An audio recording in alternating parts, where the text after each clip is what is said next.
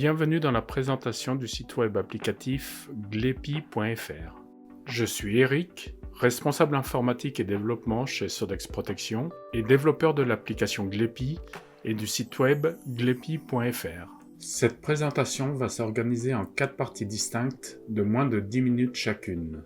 La première partie sera une présentation générale du Glepi, la manière d'accéder au site, ainsi que l'explication du tableau de synthèse composant la première page du site. La seconde vidéo vous présentera une page d'un produit, les différentes parties composant cette page. Nous verrons aussi dans cette vidéo comment effectuer des recherches simples très rapidement. La troisième vidéo sera consacrée aux recherches détaillées et multicritères de produits. Et enfin, la quatrième et dernière vidéo présentera les modifications pouvant être apportées au produit. Nous verrons aussi comment imprimer les dernières attestations de contrôle ou des listes de produits.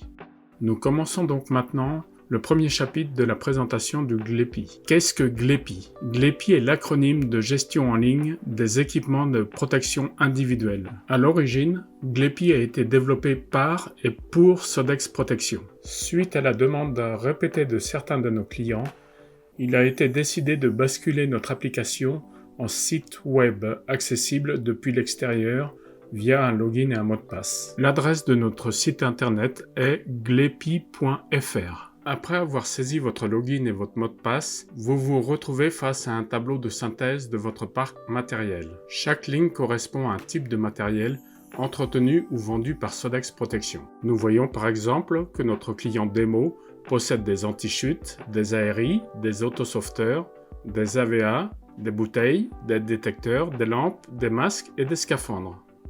Les deux colonnes suivantes indiquent le nombre de produits conformes ou non conformes dans chaque catégorie de produits.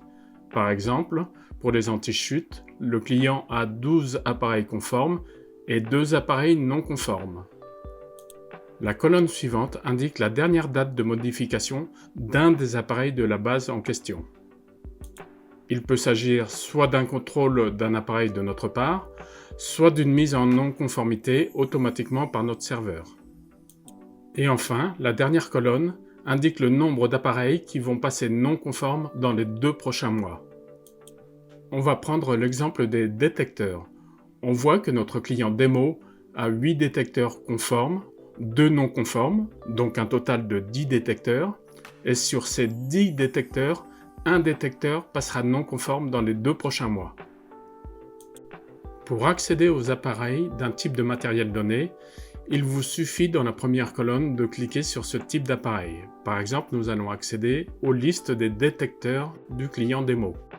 Voilà, nous sommes maintenant dans la base des détecteurs du client démo qui contient 10 fiches produits. Le prochain chapitre vous présentera l'architecture de cette page produit.